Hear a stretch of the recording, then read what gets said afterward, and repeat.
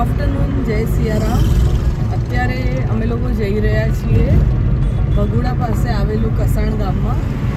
ત્યાં માતાજીનું મંદિર બંધાય છે ને ત્યાં અમે લોકો જઈ રહ્યા છીએ. અને અત્યારે અમે લોકો તળાજા મહુવા હાઈવે ઉપર છે. એને જ છે પણ એટલો સરસ બનાવેલો છે ને, જો હું તમને એનું વ્યૂ બતાડું. એકદમ રોડ ઉપર જરા બી ટ્રાફિક નથી NH ઉપર. બહુ મસ્ત રોડ બનાવે છે.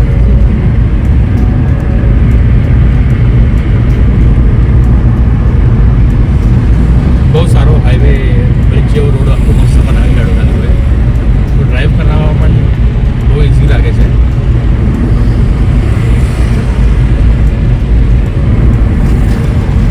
સીધું જશો તો તળાજા રોડ આવશે અને લેફ્ટ મારશે તો અમસા ગામ આવશે.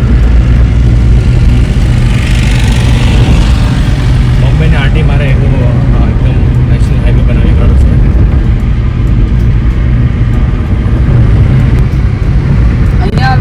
ટોલગેટ આવશે 500 M પર છીએ. તળાજા અને સરતાન પર છે. કેમકે NH છે ને, નેશનલ હાઈવે. NH રોડ બનાવ્યા બાદ પછી એ લોકોને ટોલ તો લાગી દેવો જ પડે. આટલો સારો રોડ બનાવે છે. અહીંયા ફાસ્ટેગ ચાલુ જોઈએ.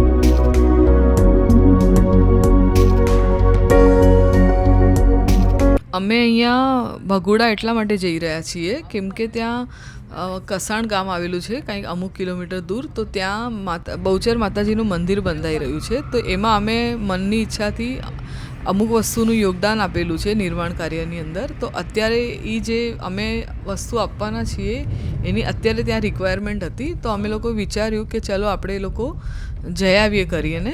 તો પછી હું અને મારો મિસ્ટર અમે લોકો બેઉ અહીંયા આવ્યા અને જુઓ મંદિર દેખાય છે દૂરથી. બહુ સરસ રીતે એનું નિર્માણ થઈ ગયું છે. અને બસ એના જુઓ દૂરથી કેટલું ફાઇન લાગી રહ્યું છે. જોઈએ આપણે અંદર કેટલું સરસ રીતે બનાવ્યું છે મંદિર. અને આ મંદિરની ઓલમોસ્ટ હવે કામ થવા આવેલું છે. તો પછી અમે અહીંયા આવ્યા.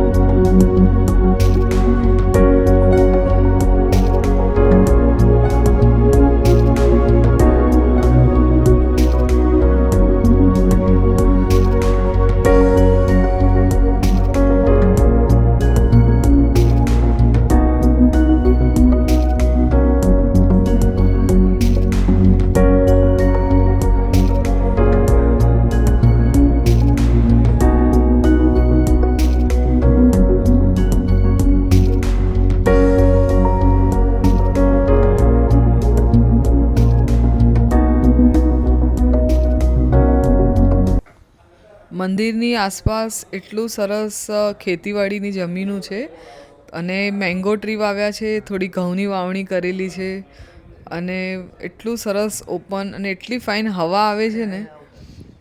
અને કેટલું મસ્ત આ ચારે બાજુ છે ને જમીનમાં ઓલી બાજુ ઘઉં વાવ્યા છે. બહુ ફાઇન લાગે છે. આ બાજુથી મંદિરના ગેટની એન્ટ્રી છે.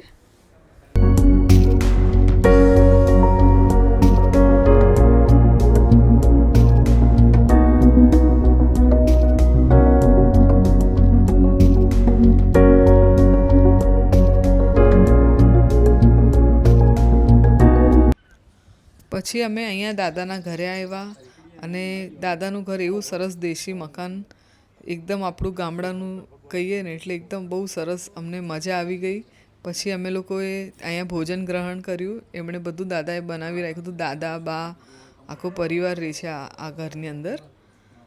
અને અમે લોકો પછી ત્યાંથી જમ્યા બધા સાથે મળીને. અને એવું સરસ લાગતું હતું ને દેશી મકાનમાં ફળિયું ઓસરી અને એકદમ ઓપન વાતાવરણમાં બહુ મજા આવી.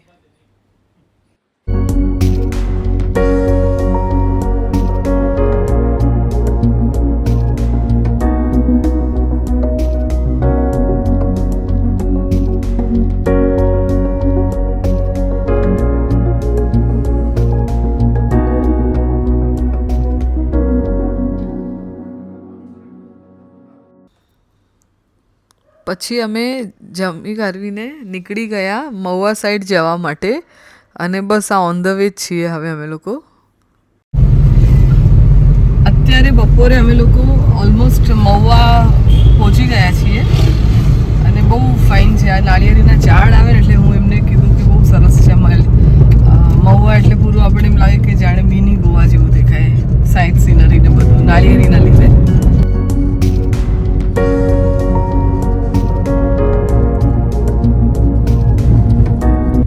શિયાળાનો દિવસ અને સાંજ જલ્દી પડી આપણા ત્યાં ગામડે. તો જુઓ અમે લોકો નીકળી ગયા છે ગુંદરણા ગામમાં જવા માટે. ત્યાં અમારા એક બીજા દાદા રહે છે. તો અમને એમ થયું કે હાલો અહીંયા આ સુધી આવ્યા છીએ તો દાદાને મળતા જઈએ.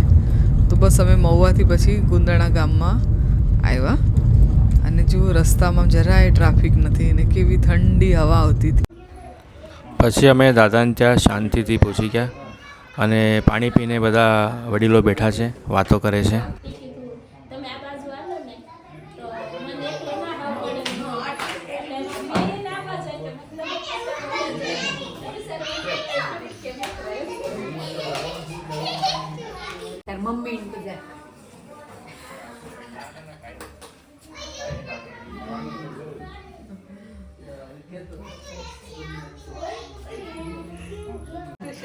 તું એને હાથ કાઢી નાખ, હું આવીને ગળું કાઢી નાખું. અને ઓલો પેલો ભાઈ ગયો બેઠો કરી કે એ તમે કેવો ડોન કે હું ડોન નથી. તું હાથ ભાઈને કાઢજો, ગળું કાઢી નાખું. એવું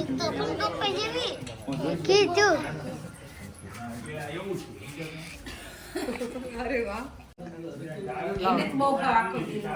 તમે લોકો હાય કરો.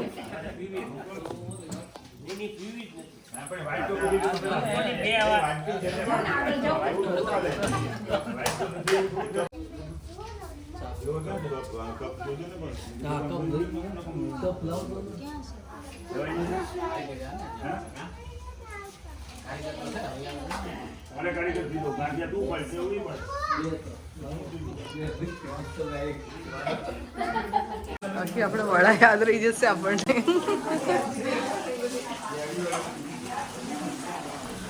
અહીંયા એટલો સરસ વડાપાઉંનો પ્રોગ્રામ કર્યો છે. અને અમે લોકો જુઓ બધા એટલા સરસ થોડા વડા રેડી કરી નાખ્યા છે.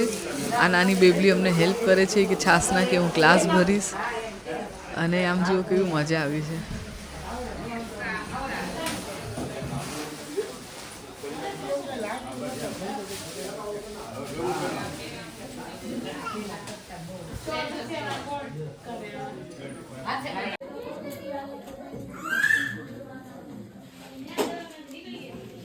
બધું લેતા જાવ કે આ કેમ બને. બિપિન દાદાની તો નીકળી જતા, પણ બિપિન દાદાને મને વાત છે. કોને કોણ છે? મયો બોલા આ બધું બોલા બોલા ન્યા ગઈ તું બોલા આવી બોલા આવી પાવી મારા દેહ તો પડ્યા થોડુંક નજીક બેહો. મને તો નથી મને બિલકુલ બાપુ ગમે તે કોને કહેવાય? નો ખાય એને જ બાપુ કહેવાય. હા એવું બાપુ નો કહેવાય.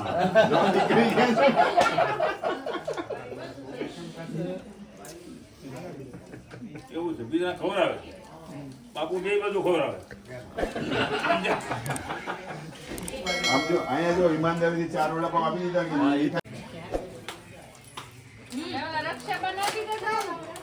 ખાવા આવ્યા પછી ખાધા પછી